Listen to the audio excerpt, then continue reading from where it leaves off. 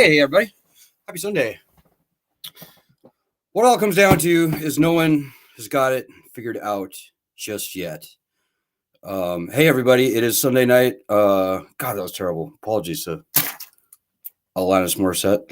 Hope everybody's doing well out there in the world. We are studentloanjustice.org. We are the first, oldest, largest, and only true grassroots group fighting only and absolutely for studentloanjustice.org. Well, no, sorry. For student loan justice in general, the idea of student loan justice. I've said that way too many times. It's just baked into my brain a little too deeply at this point. We've been around for 18 years, guys. We've been living and breathing the student loan problem on your behalf, for you. Hope you can appreciate that fact. It's been a bumpy, long road, but there are very good reasons to be hopeful, which is what I'm going to tell you tonight. I know most nights I seem really pissed off at least 80% of the time, and I am, and you should be too. The student loan situation in this country has gone way beyond anything that was ever meant by the people who devised it way back in the day. You know, in 1965, when LBJ signed the Higher Education Act, he declared that the loans would be free of interest. Well, here today, $100 billion a year in interest alone clicks off on our backs. There's nothing good about that. There's nothing happy about that. But I'm here to tell you, ladies and gentlemen, there are some very good reasons to be hopeful. Number one, well, hold on. Before I do that, a couple of announcements. Please pitch in for the van, guys. We still need to raise around $1,500 to scare up the money, the gas money, the airfare and stuff to actually go get the van. So I'm going to fly down to Nashville, Tennessee, more than likely, or maybe as far north as Louisville, Kentucky. But we've got to fly and get the van and then drive it back because rust. I don't want to get a van up here in northern Wisconsin. There's no point. Any vehicle that you buy up here that's more than 10 years old is just going to be a rust bucket. And I'm not. I tried that once. I'm not doing it again. So please just pitch in for that if you would. We've come so far. And thanks to everyone, the 275 people who have donated to get us to where we are now, which is we're ready to buy the van. We just have to find the right van. We need to fly and get it. So it's that last little bit that we need just a little bit of support for. So thanks to everyone. Please help. So there are a number of, and by the way, if you have any questions or comments, throw them out. If I can see them on Facebook or Twitter, I will gladly read them aloud. And I'm going to dial them in right now as I'm talking to you. So you may, so we may interact. So the number one reason to be hopeful is that, well, it's kind of like that song I just tried badly to play. No one knows what's going to happen with this lending program. Certainly the federal student loan program is capital F failed. It's done. It's not coming back. And we don't know exactly what the death of this lending system, when it finally happens, and it will, what that's going to look like. But we know that it's done. It's failed. It's toast. It's more failed than any lending scheme ever devised in the United States of America. You know, the default rate for subprime home mortgages was like 20%. Well, the default rate for federal student loans is going to be north of 70, if not 75%, if not maybe even 80%. That's how bad the federal student loan program has failed. So there's a lot of good reasons to be hopeful. Number one, well, I guess it's kind of a good thing that nobody knows what's going to happen. But one thing I can tell you for certain is that, ladies and gentlemen, we don't have to put up with this nonsense. And even before the pandemic, 60% of everyone had stopped paying on their loans. Now, that all harkens back to the key point that, you know, lawyers like to say we're a nation of laws. We're a nation of laws. We're a nation of people before we are a nation of laws. And normal people who look at this lending disaster come to exactly the same conclusion that we've drawn and that we've known for many, many years now. And that is that the federal student loan program is failed. It's essentially a big national joke at this point. And I actually made a little graphic the other day in honor of that truth. We've never seen a lending system fail like this before. As I said, comparing to some prime home mortgages, it's double or triple the default rate. And so, when 60% of the people weren't paying before the pandemic, what percent of the people you think won't pay after they try and turn the loans back on? Probably 80% is my best guess. 80% of everyone is not going to pay, maybe higher. I usually tend to guess a little bit low in my estimations. So yeah, guys, we got that going for us. There is true strength in numbers. And as hard as the lawyers and the student loan swamp people and Forbes magazine and the Cato Institute, shame on them, and other sycophants for the lending program in Washington, D.C., as hard as they may try to keep this lending disaster going, it just is not going to happen. It's not going to happen. The pandemic was the nail in the coffin of this lending catastrophe. So we don't tell people what to do with their loans. Unlike the other groups who just love to steer you towards loan rehabilitation and loan consolidation, and they, by the way, they make a little money on the side off of your ass doing that. Unlike those groups, and we are fiercely nonpartisan, by the way, we're not tied into the Democrats or the Republicans. That whole thing is nonsense. The bipartisan nonsense has caused this problem. It's allowed both sides to pretend, have these pretend fights, like what's going on in the Supreme Court right now, by the way. That's one big pretend partisan fight. That's what that is. It was meaningless in the first place for certainly the very large majority of our members. If you have $10,000 or less in student loans, you were not in our group. 20,000 or less, maybe a few, but anyways, whichever way that Supreme Court case goes, guys, we're good. And the fact remains that the entire federal student loan program is failed. It's also unconstitutional, by the way. I probably don't say that nearly enough, but the founding fathers called for uniform bankruptcy laws, thus rights, in the Constitution. And no matter how you define that term uniform, student loans are not, the way student loans are treated in bankruptcy is not uniform in this country. It is not.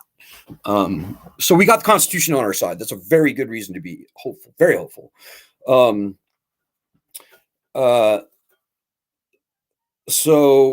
there's that. As I said, when 80% of the people aren't paying, what are we even talking about? So I would hope that you will take a leap of faith with me. If you're new to the group, you're sitting there going, oh, I don't want to get my wages garnished. I don't want to get this bad thing to happen if I don't pay. I don't want this other bad thing. And I'm telling you guys, in general, people are way more afraid of this federal loan scam, and it is a scam, than they should be. People are way more afraid of this loan scam. Put it this way, the people trying to run this loan scam, the people foisting this loan scam upon us, at the end of the day, they are way more afraid of us than we should be of them. And that's true. I would, in my humble opinion, if anyone pays another dollar or even dime on their federal student loans, that's not only probably unwise, I think it's unpatriotic at this point. This is a very dangerous lending beast, and it should not be fed. It should be taken to the bath and drowned in the tub. And, you wonder why the Biden administration is so afraid to turn the lending program back on. Well, it's because they know what I know. And what I know is what I just said. This lending system is in catastrophic failure, no matter how you look at it. And shame on the media for essentially being propaganda outlets for the lending side. I don't know what they think they're fighting for, but I'm here to tell you that lending systems fail from time to time, ladies and gentlemen. And oh, by the way, if this makes you feel hopeful, it's not our fault, by the way. We didn't break this lending system. This lending scam tried to break us. Well, I've been doing this for 18 years, and I'm still standing. And so I think I would I think I can say with some authority that they failed. They will not break us. We're still standing. I'm still fighting. I don't know about you, but I know hundreds or sometimes even thousands of people on our group are fighting every single day. And it feels very good to fight this fight. So take some heart in that. Okay, I'm going to look for your comments right now. Hey, Joanna Turns with us tonight. Hey, Joanna. So there's a couple of really important things that I need to. I'm going to look for your comments right now. Hey, Joanna Turns with us. A couple of really important points I need to make just for stuff that's going on right now. So the most important policy point, particularly if you're new in the group, that you need to know is that we're not going to see anything meaningful from Joe Biden or the next president or the Department of Education generally, unless and until we get the leverage of bankruptcy returned. That's just very, very important. Whether you would ever or never file for bankruptcy is not important. Nobody wants to file for bankruptcy, least of all me and the people on our group. But the founding fathers knew that having bankruptcy rights was so important that they called for this right ahead of the power to declare war, ahead of the power to raise an army in the Constitution. That's true. Look at Article 1, Section 8, Clause, I think 4, and you will see the Congress call, or the founders call for uniform bankruptcy laws. And by the way, the founders also called for equal protection under the law. And no matter how you define that, student loan borrowers are not provided equal protection under the law. Student loans are the only type of loan to be uniquely stripped of the same bankruptcy rights that all other loans enjoy for all intents. So there's many reasons to be hopeful, but I have to be realistic and tell you guys that we have to fight. So we're hoping to see our bankruptcy bill, which will return bankruptcy to student loans. We're hoping to see it come out fairly soon, although I don't have a date on that. Somebody had said that was imminent. It's not quite imminent. The last I talked to our people in Washington.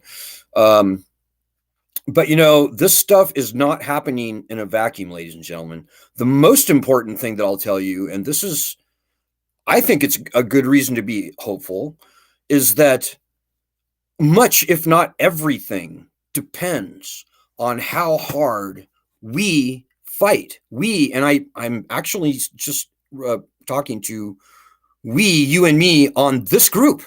This group right here is the driving force in the nation behind, well, two things. Number one, returning bankruptcy rights to student loans.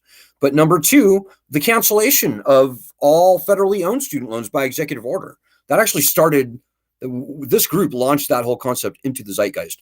But again, and particularly if you're new to the group, just remember, as unlikely as it may sound, we're not going to see anything good from Joe Biden or any president unless and until we get the leverage of bankruptcy back on our side. So nobody wants to file for bankruptcy, but everybody has got to have the leverage of bankruptcy back on our side in order for anything good to happen. Because we can beg Joe Biden and the Secretary of Education all day long. And as long as we don't have the threat of bankruptcy on our side, they're not going to do anything meaningful. What we'll see is what we've already seen over the past 2 years. These fake little head fake, oh yeah, we're going to change the way we handle bankruptcy and student loans. No, they didn't. It's nonsense. The new bankruptcy process is just a complete joke. That's an administrative thing. And on loan cancellation, same thing. It's an administrative joke. It was just an election year ploy to get votes. And, the Republicans love to throw that around. And on that, I have to agree with them. The Republicans are right. Joe Biden did a very weak, very lame, I think it was probably designed to fail, student loan cancellation. Well, as long as we don't have the leverage of bankruptcy back on our side, they can do that. And they can do it for a long time. And that actually is a reason maybe to not be hopeful. But the key point remains that what we do will determine how quickly and when this lending system is finally put out of its misery, taken to the bath and drowned in the tub. So I think that's empowering, because we, the people, at the end of the day, we, the borrowers, control absolutely, we control what happens with this lending system. And the numbers are big on our side, just in this little group here. I know we don't look like we're big, but in fact, we've got like 1.4 million people at least connected to this group through signing our petition, joining our Facebook, getting our email list, blah, blah, blah, all of our other platforms. So potentially, even the people that we have in our group are probably way, way, way more than enough to overwhelm Congress, overwhelm, the Twitter accounts of people that we target on Twitter and etc. So we've got just a massive muscle to flex. And remember this, guys, of the 43 million federal student loan borrowers, around 85% of those people were never going to be able to repay their loans, even before the pandemic. That's 38 million people in the country who were never going to be able to repay their student loans. They should be on our side. And when you tell them about us, they will join us. At least some of them will. And some of them will be very happy to fight with us. So at the end of the day, guys, we have absolute ultimate control over what happens with this lending program. I couldn't have said that 3 years ago, because 3 years ago we had not even like 100, maybe 150,000 people in our group. Well, we've got 10 times more than that now, guys. So we actually, just with the people that we do have, is I'd say more than enough to overwhelm the switchboards in Washington, D.C., overwhelm any Twitter accounts, overwhelm anyone that we choose to overwhelm. But that all starts with you guys. It always has, and it always will. So on this group, we do daily actions nearly every day. So if you go to our website and you look at our daily actions, I would urge you in the strongest of terms, if you actually want to get the student loan problem solved, to I'd say do like a couple weeks worth of our daily actions. They're very easy. First of all, they're very quick. I would also urge you to check out our Restream, our Medium platform, or maybe we also have a Substack platform as well. I would urge you to check out those platforms and read some of our most recent articles. So the first thing that we've ever done in this group is research. So we've broken stories on 60 Minutes, in the New York Times, in the Wall Street Journal, Inside Higher Ed, the Chronicle of Higher Education. We've broken some very major news stories on the student loan problem. We continue to break exceptionally important news, like, for example, the fact that older people now outnumber younger people with student loans. Like that the majority of student loan borrowers, despite what you may read, the majority of student loan borrowers are not young liberals. They tend to be older, i.e. over 35 years of age, and they tend to be either Republican or independent. I kid you not.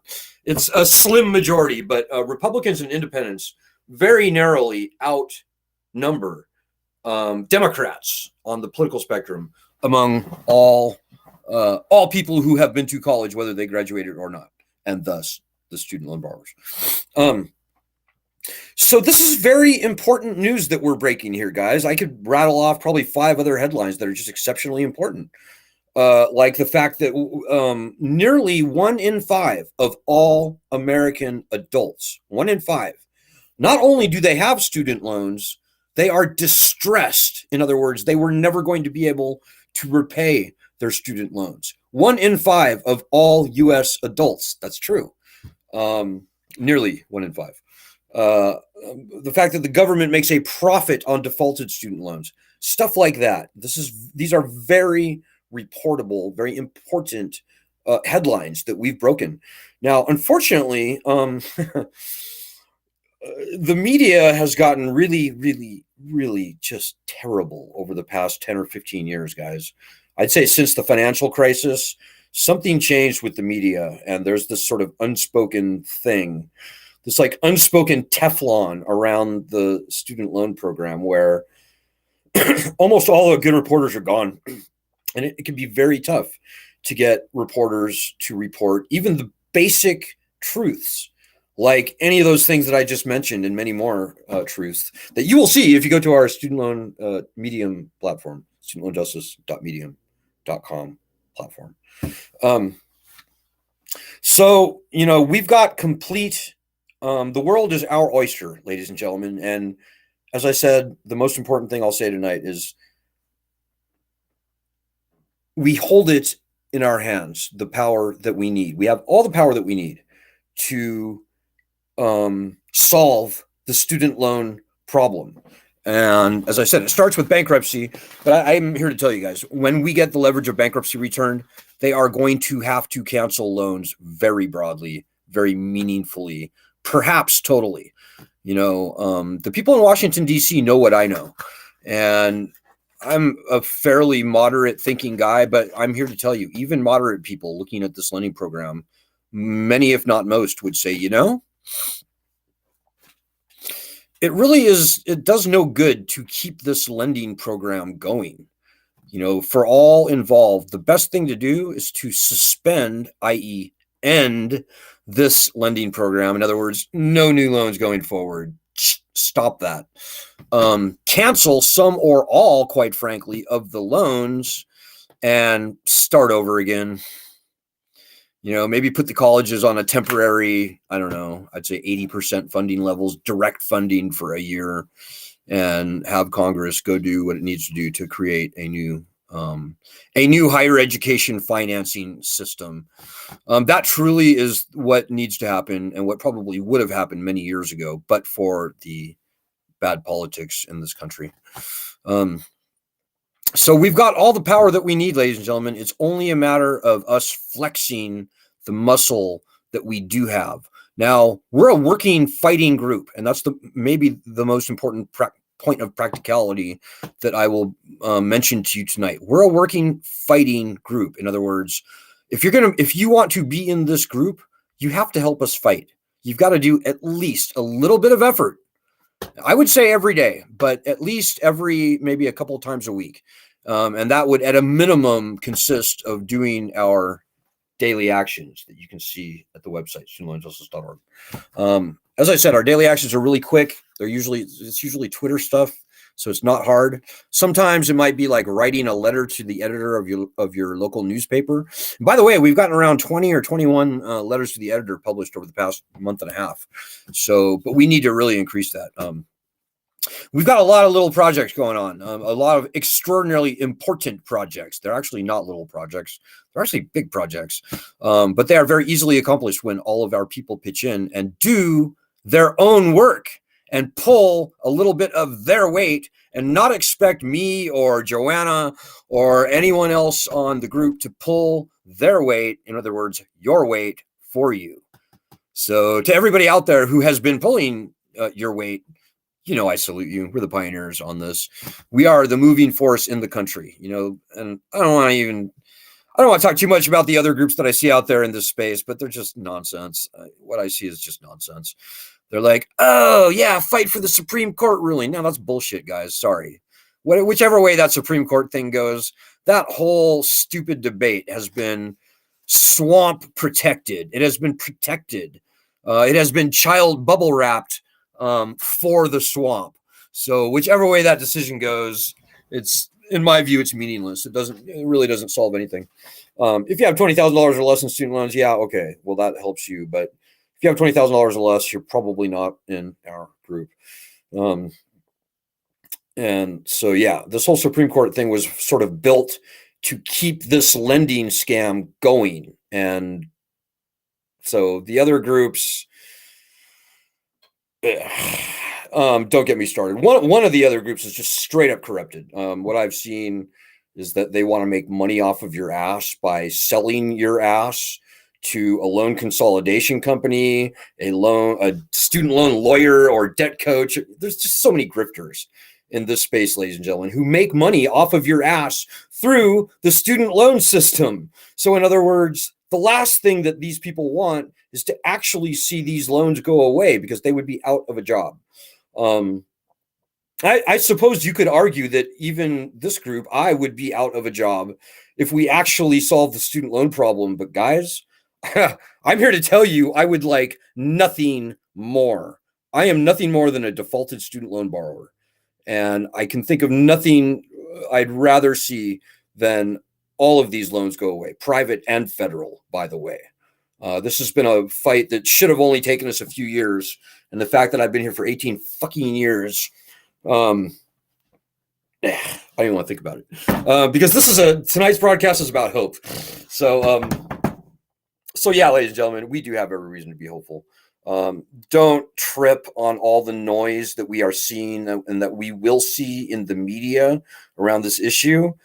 99% of the stuff that you see in the media is seeded in the media by essentially our opposition, people who do not want this lending system to die, people who have whatever interest in keeping this loan scam going. So don't even trip on it, guys. This is a fun exercise. I should do this live online one night. Go to Google this. Google like Forbes articles about student loans, like from, I don't know, 3 or let's say 4 years ago. And if you've been following this issue at all, and if you haven't been, then don't worry about it. But if you have been following this issue pretty closely, just look at the headlines and look at the articles that they wrote 2 to 3 years ago. And I would bet that probably 85 or 90% of all the articles that have been written on student loans, they have turned out to be completely wrong. Because the people writing those articles have a vested interest in this lending system perpetuating. Like all the writers of Forbes magazine, they have day jobs. They're like student loan lawyers, and they're selling books on how to navigate your student loan problems and blah, blah, blah, blah, blah, all that bullshit. So just don't be fooled by all the noise, I guess is my main point there. We got this, guys. We've been doing this for 18 years. We've been doing this for the right reasons. And we have been ethically, supremely pure in this battle here that we've been engaged in for so long. So take heart in that. Obviously, when anything important happens, you'll be the first to know about it as soon as I know it. But I hope this gives you at least some hope. And again, I think this all comes down to the fact that, guys, we're a nation of people way before we are a nation of laws. So don't forget that. I apologize if I missed some of your comments. That does happen on Facebook from time to time. I will be back tomorrow night, Monday. But please, guys, what I said about this being a working, fighting group is just so important. So important. We will solve this problem. We on this group will solve this problem very quickly, in a matter of weeks or months, when even 10% of the people on our group are actually helping us fight. We're fighting the smart fight, ladies and gentlemen. We know the path to actual freedom. And it has nothing to do with the Supreme Court cases, let me just say. We know the path, guys, and we're on it. And as soon as you row in the same direction with us, we absolutely will conquer this lending scam rather than the other way around. So the Founding Fathers are on our side. We're on our side. And when 37 million other distressed student loan borrowers in the country find out about us, this group, and that will only happen when you tell them, hint, hint, we'll be smooth sailing, guys. We'll be there. And we're close. We came so close last year. We can solve this thing by September 1st, truly, guys. But it all starts with you, and it always has. So in the immortal words of fictional hero John Connor, you have no idea how important you are. And maybe one last comment that I see from Laura Gale. She says, I hate it when young people and older people get tricked into taking out scam loans that make them debt slaves. Right. These are scam loans. This is a scam. Anybody looking, like the entire Congress of 1965, if they could look at this current lending program, they'd be like, whoa, you know, if the founding fathers could see what's going on, they'd be shaking their heads. They'd be saying, how do our citizens get so weak? Why have our citizens not thrown these loans into Boston Harbor and, you know, and like burned them in a barrel and stuff? We don't have to put up with this nonsense, ladies and gentlemen. We are way too big to fail. And we are the a million things I didn't say about reasons to be hopeful. We are the largest untethered voting bloc in United States history, by the way. 38 million people who are losing sleep over their student loans, half of them being Republican, the other half being Democrats, or somewhere in between, or none of the above. 38 million people is nearly enough to elect a president outright. So anyways, our upside is fantastic. And I hope that you will tell young people and old people to help us fight. You know, power has only given up power when it's been taken from it. We need to take that power, ladies and gentlemen. And that could mean a lot of things, but the number one thing that applies no matter what we have in store for us in the future is that when more people are with us shoulder to shoulder fighting, everything gets easier and it will happen much quicker. So I will see you tomorrow night, ladies and gentlemen. Good luck.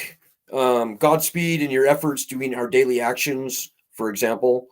Don't be limited to them. Good luck. Godspeed. Happy Easter, everyone, also. And God bless everyone.